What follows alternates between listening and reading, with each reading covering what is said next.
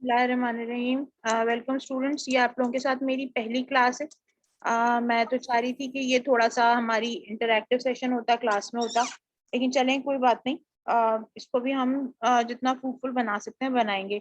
आप लोगों से रिक्वेस्ट ये है कि आप लोग प्लीज जो भी सवाल हो, अगर किसी के भी सवाल आ रहे हैं तो प्लीज हैंड रेज कर दीजिएगा, फिर मैं बीच में पोर्शन रोक के और आप लोगों को समझा दूंगी। अगर कोई चीज ऐसी लगती है कि आपको बहुत अर्जेंट है, चीज समझ में नहीं आ रही है, तो बस वॉइस ऑन कर दीजिएगा, अदरवाइज हैंड रेस कीजिएगा, मैं आपका क्वेश्चन ले लूंगी। एक और भी तरीका हो सकता है कि आप मैसेज बॉक्स में डाल दें और फिर मैं आपको रिस्पॉन्ड कर दूंगी उस पर। ठीक है, टू स्टार्ट विथ सबसे पहले शुरू करते हैं हम अपना जो बेसिक इंट्रोडक्शन है। हम मुझे जो टॉपिक मिला था वो एंटी फंगल एजेंट्स के हवाले से मिला था। होप आप लोगों को एक जो वीडियो मैंने शेयर की थी फंगल इन्फेक्शंस के हवाले से और थोड़ा सा एक इंट्रोडक्शन के हवाले से, वो आप लोगों ने देखी होगी। इसके बाद फिर हम आगे चलते हैं, अपनी प्रेजेंटेशन के को कंटिन्यू करते हैं। फंजाई जो है वो एक फैमिली है, प्लांट्स या एनिमल्स के दरमियान लिविंग बींग्स की एक फैमिली है। और उसमें फिर आपके पास जो है जो फंजाई हैं वो किंगडम फंजाई को बिलोंग करते हैं, यानी एक प्रॉपर किंगडम बनाया गया है। जिस तरह से एनिमल्स में डिफरेंट किंगडम्स हैं, इसी तरह से उन्हीं किंगडम्स में से एक जो है वो फंजाई का किंगडम है। यूकेरियोटिक ऑर्गेनिजम्स हैं ये। ठीक है जी, यानी इनके पास जो है न्यूक्लियस के पास अपनी प्रॉपर सेल मेम्ब्रेन होती है। उसके बाद फिर basically these are heterotrophs, yani they can either act as parasites or they can make their own food from the environment। ठीक है जी। और ये एक बहुत इंपॉर्टेंट प्रॉपर्टी है जिसकी वजह से इनको किसी के ऊपर डिपेंडेंट नहीं होना पड़ता है, they can sustain their life individually as well। उसके बाद फिर जो है हम आगे तो फोटोसिंथेसिस करते हैं ये, इसी वजह से फंजाई आपको यूजुअली ग्रीन नहीं मिलते। जो फंजाई है उसको माइकोलॉजी कहते हैं, और इससे आपके पास जो जो डिजीज होती हैं, जो कि डिजीज हैं, वो माइकोसिस कहलाती हैं। क्योंकि हम माइकोलॉजी यानी फंगल स्टडी करने के बाद मिलती है हमें, वो एग्जाम्पल हैं वो यीस्ट है, मोल्ड्स हैं, मशरूम्स वगैरह हैं। ये आपने तस्वीरें भी देखी हैं, ये यीस्ट की तस्वीर है, मोल्ड की तस्वीर है, ये यहाँ पे आपको मशरूम्स नजर आ रहे हैं। ठीक है जी। इसके बाद फिर आपके पास एक बहुत जो टॉपिक है जो हमें पता होना चाहिए, वो क्या है कि बेसिकली कहा यह जाता है कि जब हम आपने प्रैक्टिस फिजिक्स से भी अगर आप जाते हैं कहीं पे, don't try to take antibiotics for fungal infection. ठीक है जी, एंटीबायोटिक्स लेने का कोई फायदा नहीं होगा क्योंकि वो फंगस के ऊपर इफेक्ट नहीं दे रही होती। why there is what is the reason why antibiotics cannot act on the fungi? उसके लिए एक थोड़ा सा एक ये डिफरेंस है, इसको अगर आप देख लें तो आपको थोड़ा बेहतर तरीके से समझ में आ जाएगा। ये पहली जो तीन चार चीजें हैं ये बहुत इंपॉर्टेंट है उस पॉइंट ऑफ व्यू से। सेल वॉल जो है वो फंजाई के अंदर काइटिन की सेल वॉल होती है, जबकि बैक्टीरिया के अंदर पेप्टाइडोग्लाइकेन की होती है। आपको याद होगा हमने इसको डिस्कस भी किया था एक रिवीजन क्लास में। पेप्टाइडोग्लाइकेन के अंदर जो है आपके पास ग्लूकोज मोइटीज होती हैं और अमाइनो एसिड की चेन्स होती हैं छोटी छोटी। अच्छा, उसके मुकाबले में अगर हम देखते हैं तो जो फंजाई है उसकी जो वॉल है वो काइटिन मॉलिक्यूल से बनी है। और that is the reason why जो एंटीबायोटिक्स जो कि पेप्टाइडोग्लाइकेन पर काम करेंगी या उनकी सिंथेसिस को इनहिबिट करेंगी, वो फंजाई के ऊपर काम नहीं कर पाएंगी। मेरी रिक्वेस्ट है कि किसी का माइक खुला हुआ है, काइंडली अगर आप अपना माइक बंद कर लें तो जरा सा बेहतर हो जाएगा। अच्छा, उसके बाद फिर सेल वॉल की कार्बोहाइड्रेट के हवाले से जैसे हमने बात की, तो कार्बोहाइड्रेट्स जो यहाँ पे बैक्टीरियल वॉल में मौजूद होते हैं, मैंने आपको बताया था एन एसिटाइल ग्लूकोज अमीन और एन एसिटाइल म्यूरामिक एसिड जो है वो क्रॉस ब्रिजेस बनाते हैं अमाइनो एसिड्स के साथ, और ये फिर एक जो है पेप्टाइडोग्लाइकेन की लेयर बनती है जो कि बहुत स्ट्रॉन्ग होती है, इसके अंदर से कोई भी चीज पास नहीं कर सकती है, और जो बैक्टीरिया की जो इंटरनल एनवायरनमेंट वो मेंटेन। मुकाबले में अगर हम फंजाई देखें तो फंजाई के अंदर काइटिन होता है जो कि फंगल वॉल के अंदर होता है, जिसको हम एन एसिटाइल ग्लूकोजामीन कहते हैं। फिर उसके अलावा बीटा ग्लूकेन होता है, that is the polysaccharide and mucopolysaccharides. ये दो चीजें जो है वो खासी डिफरेंट हैं एक दूसरे से, और इनका जो फॉर्मेशन है, आगे आपको तस्वीर भी दिखाती हूँ मैं, तो वो इतना डिफरेंट है कि you can not probably say that both of the things are similar. तो ऑब्वियसली जब दोनों जो वॉल्स हैं वो सिमिलर नहीं है, तो ड्रग्स भी उस तरीके से काम नहीं कर पाएंगी। अच्छा, एक और बहुत इंपॉर्टेंट चीज है, वो ये है कि आपकी जो सेल मेम्ब्रेन होती है, यूजुअली फॉस्फोलिपिड की बाइलेयर होती है, जिसमें थोड़े थोड़े से कोलेस्ट्रॉल मॉलिक्यूल्स इंटरडिस्पर्स होते हैं। उसके मुकाबले में जो सेल वॉल है, सेल मेम्ब्रेन है फंजाई की, वो अर्गोस्टेरॉल से बनी है, और ये अर्गोस्टेरॉल जो है वो बिल्कुल एक डिफरेंट मॉइटी है, और उसकी वजह से ये मतलब आप इसको बिल्कुल सेपरेट आउट कर सकते हैं किसी भी और ऑर्गेनिज्म के मुकाबले में। सो ऑब्वियस सी बात है कि जब तक ये तमाम चीजें मौजूद हैं, तो आप जो सेम तरह की medicine like anti fungal medicine जो है वो एंटी बैक्टीरियल के तौर पे इस्तेमाल नहीं कर सकते, क्योंकि फायदा नहीं करेंगी। अभी आप आगे मोड ऑफ एक्शन देखेंगे, आपको खुद अंदाजा हो जाएगा कि कोई फायदा नहीं होगा उसका। और बिल्कुल इसी तरह से जो है वो आपकी एंटी बैक्टीरियल एजेंट्स जो है वो एंटी फंगल के तौर पे काम नहीं कर सकते। ठीक है जी, आगे चलते हैं।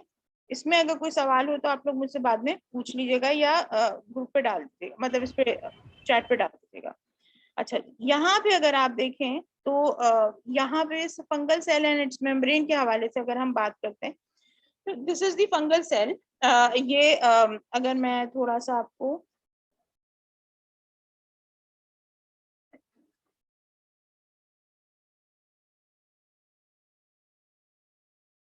पेन में रख रही हूँ।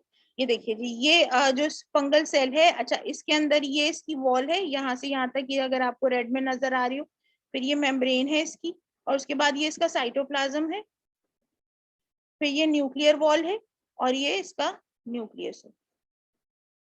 अच्छा, अब इसके अंदर अगर हम देखें, तो अगर हम इस पोर्शन को एनलार्ज करते हैं, यानी सेल वॉल और सेल मेम्ब्रेन का जो पोर्शन है उसको आप एनलार्ज करें, तो you can very well see that this portion is the cell membrane, which is again a lipid bilayer. और इस लिपिड बाइलेयर के साथ इंटरडिस्पर्स बीच में आपको एक कॉमा की शेप के जो स्ट्रक्चर्स दिखाई दे रहे हैं, दीज आर दी अर्गोस्टेरॉल मॉलिक्यूल्स, जो कि ह्यूमन सेल्स के अंदर या बैक्टीरियल सेल्स के अंदर मौजूद नहीं होते हैं। ठीक है जी, तो ये मेजर डिफरेंस है दोनों की मेम्ब्रेन के दरमियान में। अच्छा, अब अगर इसके अलावा आप जो दो मतलब आपको एक जो चीज मेम्ब्रेन में नजर आ रही है, एक तो फॉस्फोलिपिड की बाइलेयर नजर आ रही है, और साथ में आपको जो है वो अर्गोस्टेरॉल नजर आ रहा है। इसके बाद अगर आप ऊपर जाएं, थोड़ा सा जो वॉल के ऊपर आ जाएं, तो अब आप ये देख सकते हैं सबसे अंदर, यानी मेम्ब्रेन के साथ जो सबसे पहली लेयर है, इसको अगर हम नंबर वाइज करें फ्रॉम इनसाइड आउट, तो जो पहली लेयर है वो काइटिन की है, दूसरी जो है वो बीटा ग्लूकेन की है, और थर्ड वाली जो है वो प्रोटीन की लेयर है। ठीक है जी। अच्छा, अब यहाँ पे हमारा जो जो टारगेट है, यूजुअली जो हमारी जो ड्रग टारगेट्स हैं, वो यूजुअली इधर काइटिन को टारगेट करती हैं, बीटा ग्लूकेन को टारगेट करती हैं, अर्गोस्टेरॉल को टारगेट करती हैं। ये तीन मेजर टारगेट्स हैं जो कि यूजुअली आपको जो एंटी फंगल एजेंट्स हैं उनके अंदर मिल रहे होंगे। यहाँ तक कोई चीज जो समझ में नहीं आई है तो अभी आप पूछ सकते हैं, मैं अभी आपको थोड़ा सा आंसर कर सकती हूँ। कोई क्वेश्चन है तो अभी बता दीजिए। यहाँ तक समझ में आ रहा है तो हैंड रेज कर दीजिए please.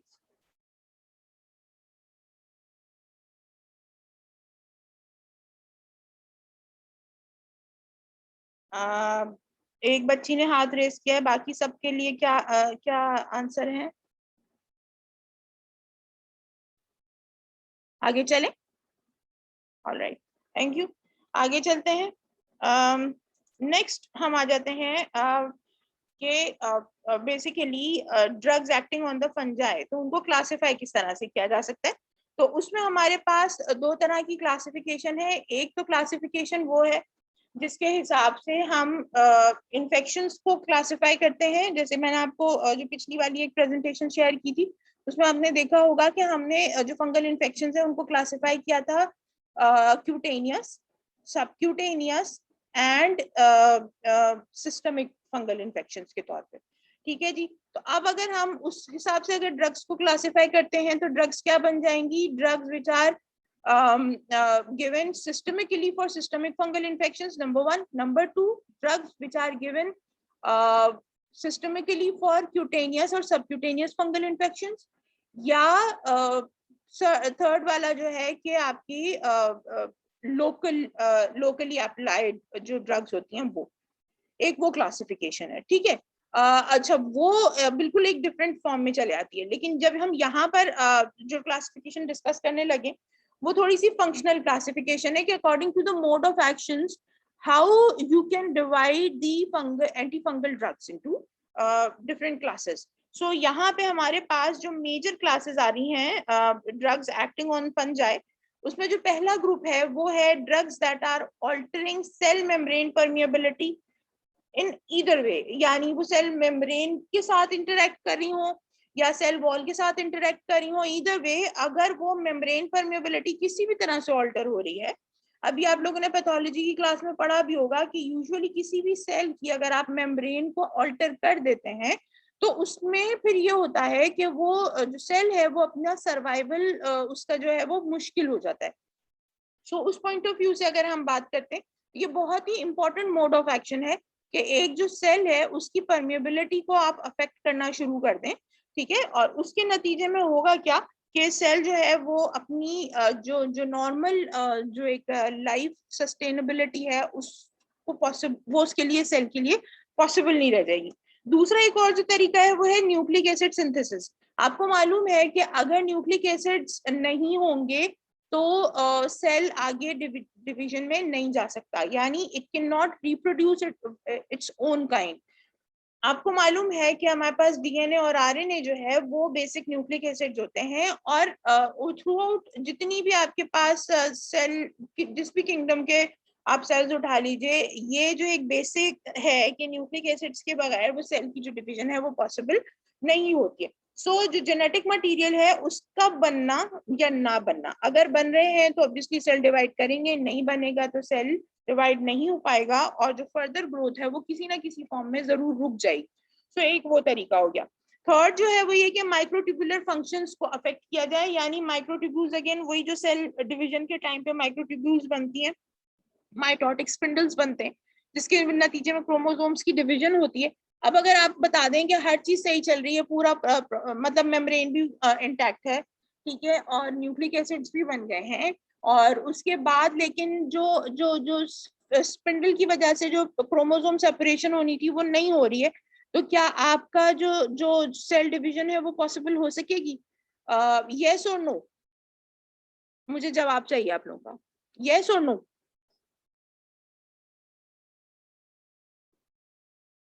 Anybody please mic on करके बताइए मुझे। मैसेज किया किसी ने? नो, नो, ठीक है जी, थैंक यू सो मच। बिल्कुल भी नहीं हो सकेगा, और उसी वजह से जो है हम ये फिर बात करते हैं कि सेल मेम्ब्रेन जो है वो या सेल डिवीजन जो रुक रही है तो उसके नतीजे में प्रॉब्लम्स आ जाएंगे। सो अगेन कहाँ थे हम? वापस जाते हैं, ठीक है। नेक्स्ट है हमारे पास वो ड्रग्स जो कि मेम्ब्रेन परमेबिलिटी ऑल्टर करती हैं, उनमें कौन कौन सी ड्रग्स आती हैं? पहले जो ग्रुप है वो कॉलिन एंटीबायोटिक्स का है, फिर एजोल्स आ जाते हैं, फिर टर्बिनाफिन है, फिर इकाइनोकेंटेंस है। ये चार ड्रग्स के ग्रुप्स हैं जो कि आपकी परमेबिलिटी को अफेक्ट करते हैं। कैसे करते हैं? हर एक का अलग फंक्शन है, ये नहीं है कि सबके एक ही जैसे मोड ऑफ एक्शन होंगे। वो क्या क्या है वो भी हम डिस्कस करेंगे। फिर न्यूक्लिक एसिड सिंथेसिस के लिए आपके पास है flucytosine, and after that microtubules की जो डिसरप्शन है उसके लिए ग्रीजोफल्विन। सो ये मेजर ड्रग्स हैं जो कि अफेक्ट करती हैं आपके फंगल एक्टिविटी को, इनको हम डिस्कस करेंगे इंडिविजुअल। अच्छा जी, अब यहाँ पे आपके पास आ जाता है drugs altering cell membrane permeability, ठीक है। इसमें हमने चार ग्रुप्स की बात की थी, उन चारों में से पहली जो ड्रग है जिसको हम अभी डिस्कस करने लगे हैं वो है कॉलिन्स, जिसमें एम्फोटेरिसिन बी आती है। एम्फोटेरिसिन बी जो है वो एक बड़ा मेजर रोल प्ले करती है। ये वाली पिक्चर अभी आपने थोड़ी देर पहले भी देखी है। एम्फोटेरिसिन बी जो है उसका टारगेट पहले आप समझ लें, उसका टारगेट है ये ड्रग।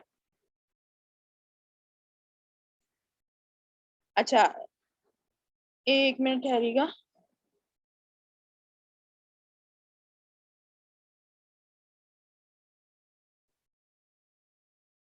अच्छा ये देखें, ये आपकी अर्गोस्टेरॉल है, ये दूसरा भी एर्गोस्टेरॉल है, यहाँ पे आया। आपकी एम्फोटेरिसिन बी क्या करती है कि मेम्ब्रेन में इंटरैक्ट करती है एर्गोस्टेरॉल मॉलिक्यूल्स के साथ, और इनको मतलब जो आउटर मेम्ब्रेन पार्ट है, यानी this is the outer part of the membrane और this is the inner part of the membrane. ठीक है जी, आउटर और inner part of the membrane के ऊपर जो एर्गोस्टेरॉल मॉलिक्यूल्स होते हैं उनके साथ इंटरैक्ट करती है। ठीक है, और इंटरैक्ट करने के बाद इनके दरमियान में एक चैनल बना देती है। ये चैनल होता है, ये जो चैनल है ये बन गया है। अब ये ओपन चैनल है। ठीक है जी, anything can pass through it easily. अब ये अगर फॉर एग्जांपल सेल मेम्ब्रेन के अंदर जो कि बिल्कुल कंप्लीटली बंद था और टोटली इम्परमेबल था, it was only channel dependent, specific channel dependent था, जिसमें आपके पास सोडियम पोटेशियम के या क्लोराइड के चैनल्स होते हैं, या बहुत बहुत हुआ तो मतलब action potential dependent calcium channels होते हैं।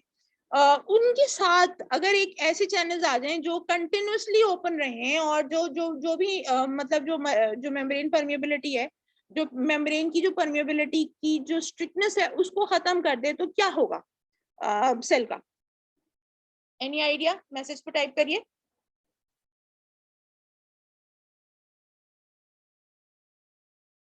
What will happen if a channel is made and it's continuously open? Anybody? I've opened the chat box and I am not seeing any chat. हाँ जी, anybody want to contribute?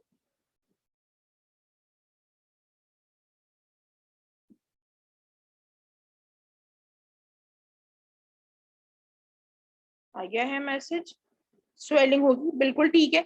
उसके अलावा क्या हो सकता है? Movement of internal molecules towards the outside of the cell, is it possible? Yes और no? Yes yes, ठीक है।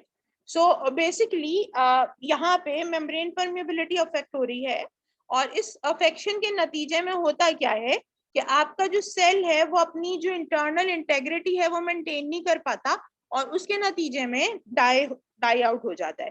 ठीक है जी, so basically this is the mode of action of amphotericin B, that it makes channel pores through the cell membrane, which alters the membrane permeability of the cell, and that leads to killing of the fungal cells.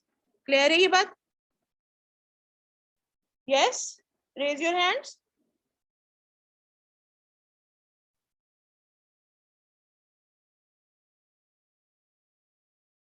All right, thank you so much. जज़ाकल्लाह। अच्छा, next हमारी जो वो है जो next topic है हमारा, मुझे ये बताया गया था कि जो मेजर चीजें हैं उनमें आपको रेजिस्टेंस के हवाले से जरूर पता होना चाहिए। तो ये आपको मैंने जो चीज बताई, ये बेसिकली ये मतलब ये जो मोड ऑफ एक्शन है, अब इसको अफेक्ट कैसे किया जा सकता है, how an organism can become resistant to amphotericin B. ठीक है जी, तो एम्फोटेरिसिन बी की जो रेजिस्टेंट स्पीशीज है वो है कैंडिडा लेस्टेनिया, फिर है एस्पार्जिलस टेरियस एंड एस्पार्जिलस निड्यूलेंस।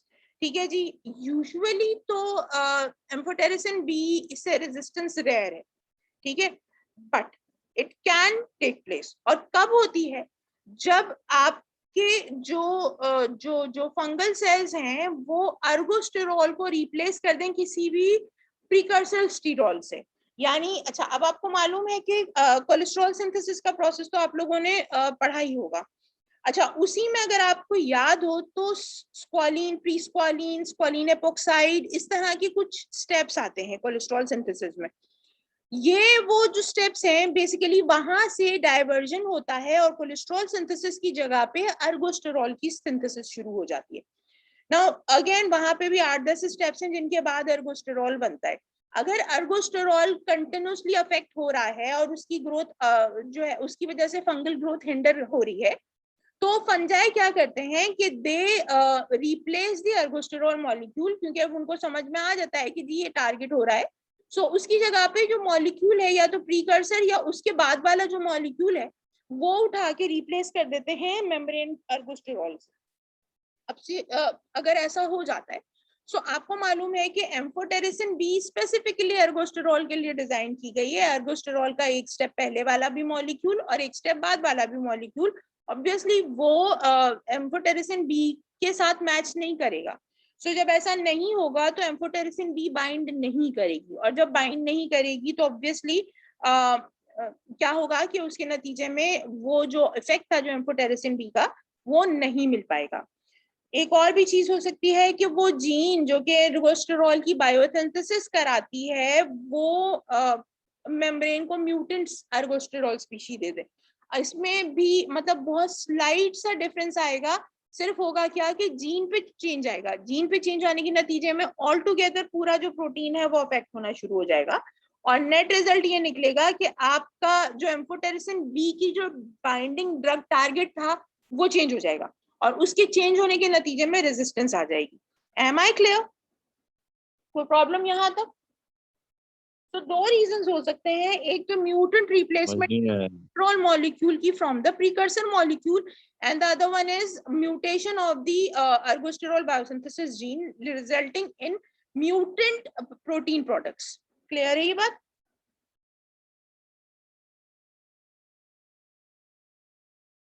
चैट पे कोई मैसेज आया है आई गेस, मैं जरा देख लेती हूँ किसी ने मैसेज किया है। क्या रिपीट करना है बेटा? आप माइक खोल के मुझे बता दो, मैं आपको रिपीट कर देती हूँ।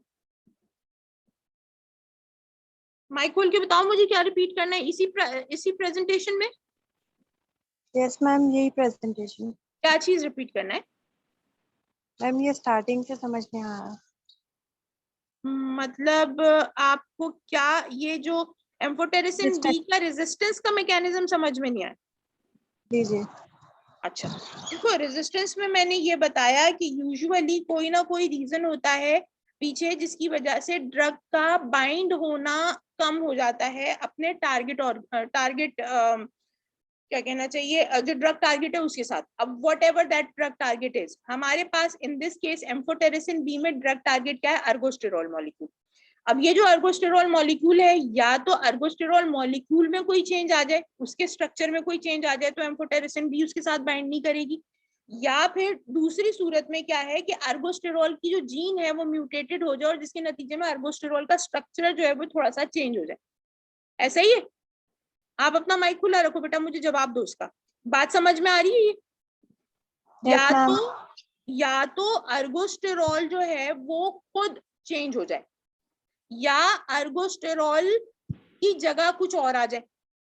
दोनों सूरतों में एम्फोटेरिसिन भी बाइंड हो सकेगा उसके साथ।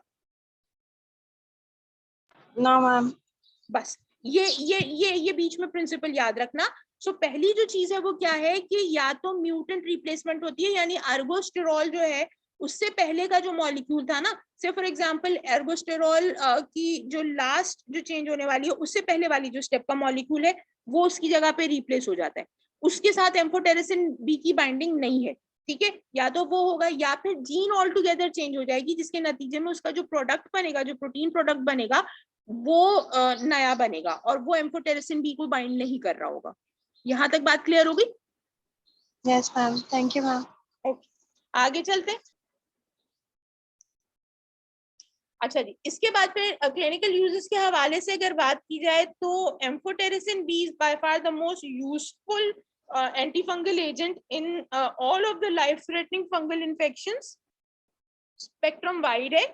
अभी अगर आप पीछे देखो तो रेजिस्टेंस भी बहुत कम स्पीशीज में पाई जाती है, लेकिन अगेन इसके जो एडवर्स इफेक्ट्स हैं वो बहुत ज्यादा हैं और ये काफी स्ट्रॉन्ग पड़ती है पेशेंट के लिए। पेशेंट ज्यादा बर्दाश्त नहीं कर पाते, उनको तकलीफ बहुत ज्यादा हो जाती है। तो अब उसको जो है ना थोड़ा सा इस फॉर्म में लेकर आ रहे हैं कि इंडक्शन। यहाँ पे अब देखो ये वर्ड लिखा हुआ है, एक बहुत इंपॉर्टेंट वर्ड लिखा हुआ है यहाँ पे, हाईलाइट कर देती हूँ, इंडक्शन।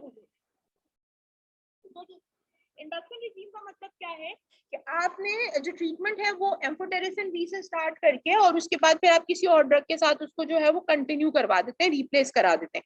आमतौर पे जो है वो एजोल्स के साथ जो है ये कंटिन्यू या रिप्लेस हो रही होती है, यानी जो ट्रीटमेंट स्टार्ट करा दिया एम्फोटेरिसिन बी के साथ और उसके बाद उसको एजोल्स के साथ कंटिन्यू करा दिया।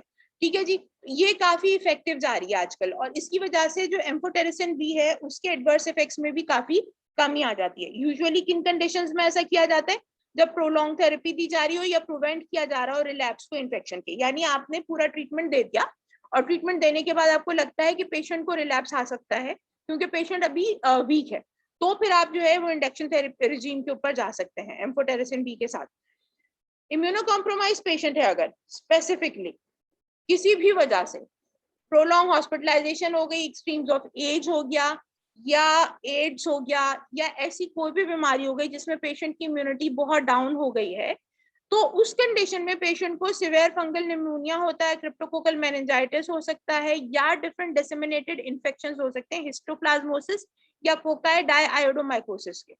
इन तमाम कंडीशंस के अंदर आपकी एम्फोटेरिसिन बी जो है वो बहुत ही इंपॉर्टेंट ड्रग है। स्लो इन्फ्यूजन आईवी दिया जाता है 1.5 to 1 milligram per kg per day के हिसाब से, with whole dose not exceeding from 1 to, I am sorry ये हमारा टाइपिंग मिस्टेक है, ये चीज नहीं है, टू नहीं है, 2 की जगह 1 to 2 gram per day, 1 to 2 gram per day से ऊपर नहीं जाना चाहिए। इस तरह से आप इसकी जो ट्रीटमेंट है वो कर सकते हैं।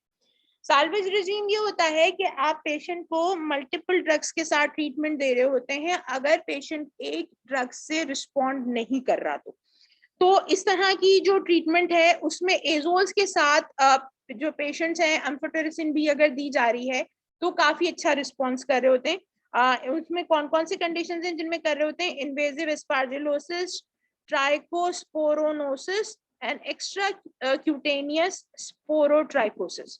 ये वो कंडीशंस हैं जो कि काफी इन्वेजिव इन किस्म के इन्फेक्शंस होते हैं जो कि लाइफ थ्रेटनिंग हो सकते हैं, और उनमें ये साल्वेज रिजीम जो है वो काफी रिस्पॉन्ड करती है एम्फोटेरिसिन बी। अच्छा, यूजुअली एम्फोटेरिसिन भी ओरल नहीं दिया जाता है क्योंकि पेशेंट ओरली इसको बर्दाश्त नहीं कर पाते, तो उसमें जो पेरेंट्रल रूट जो स्पेसिफिकली जो पेरेंट्रल रूट में जिन कंडीशंस में दिया जा रहा है, इस कैंडिडिया और एसोफेजाइटिस, अब देखो अगर देखा जाए तो एसोफेजाइटिस में आपको ओरल इन्फेक्शन ओरल ड्रग दें तो ज्यादा फायदा करेगा, लोकली अप्लाई हो सकती है, लेकिन क्योंकि जीआईटी में बहुत ज्यादा प्रॉब्लम करती है, पेशेंट को बहुत तकलीफ होती है, जीआई अपसेट बहुत ज्यादा होता है, तो उस वजह से इन कंडीशंस में भी पेरेंट्रल ही ड्रग जारी होती है। कैंडिडा एसोफेजाइटिस हो गया, म्यूरोमाइकोसिस हो गया, ये ड्रग जो है इंजेक्शन जाती है with flucytosine, gold standard medication है म्यूरोमाइकोसिस के लिए, बहुत सिवियर कंडीशन में होता है, सिवियर इन्फेक्शन है। अच्छा, इसके बाद फिर जो है आपके पास rapidly progressive histoplasmosis, blastomycosis, penicilliosis, coccidioidomycosis, ये वो तमाम कंडीशंस हैं जो यूजुअली हॉस्पिटल एक्वायर्ड इन्फेक्शंस होते हैं या एड्स के मरीजों को होते हैं, या अगर प्रोलॉन्ग कैंसर के मरीज हैं उनको, चूंकि उनको कीमोथेरेपी वगैरह चल रही होती है या उनको रेडियोथेरेपी के बाद इम्यूनिटी बहुत डाउन हो जाती है, ऐसी कंडीशंस में इस तरह के इन्फेक्शंस हो सकते हैं, और ऐसे तमाम पेशेंट्स को एम्फोटेरिसिन बी पेरेंट्रल दी जाती है। बोथ कंडीशंस जिनमें ब्लड ब्रेन बैरियर क्रॉस ना हो सके, ऐसी कंडीशन में इंट्राथीकल इंजेक्शंस जाएंगे, ठीक है जी, जो कि खुसूसियत से आपके जो सिवियर सीएनएस इन्फेक्शंस हैं जो कि किसी और एजेंट को रिस्पॉन्ड नहीं कर रहे तब, या फिर कोकाई डायोडाइड मेनिंजाइटिस, इसके अंदर आप यूजुअली दे रहे होते हैं। Topical and local effects are good, जो कि एंडोप्थेल्माइटिस में आप इंट्राओक्यूलर इंजेक्शन दे रहे होते हैं, माइकोटिक कॉर्नियल अल्सर्स केराटाइटिस में सब कंजंक्टिवल इंजेक्शंस देते हैं, आई ड्रॉप्स भी डाल सकते हैं, आर्थराइटिस में साइनोवियल इंजेक्शन दिया जाता है, कैंडिड्यूरिया में ब्लैडर इरिगेशन कराई जाती है एम्फोटेरिसिन बी से। ब्लैडर इरिगेशन तो मालूम है ना क्या होता है, यानी आप यूजुअली क्या कर रहे होते हैं कि जो आपका जो वो है यूरेथ्रा के थ्रू बैक जाके वाटर के साथ पूरे ब्लैडर को जो है सेलाइन से वॉश किया जाता है, और उसके बाद फिर जो है वो उसी सेलाइन के बाद जो है वो जो ड्रग है वो भी उसी में दे दी जाती है, तो वो फिर लोकली जो भी इन्फेक्शंस होते हैं, मतलब वो लोकली जो ब्लैडर वॉल है उसको कवर कर लेगी ड्रग, और उसके नतीजे में फिर वो अपना काम लोकली कर सकेगी। इसके बाद फिर एडवर्स इफेक्ट्स के हवाले से बात करते हैं। जैसे मैंने आपको बताया सिवियर किस्म के, मतलब वो तो हम दे ही नहीं सकते ओरली ना, क्योंकि पेट में दर्द बहुत सिवियर किस्म का मतलब क्या कहना चाहिए आपका, अच्छा ये हमारा बंद हो रहा है, इसके बाद मैं आपको दूसरा इनविटेशन भेजती हूँ, फिर हम दोबारा से ADR से शुरू करेंगे, ठीक है।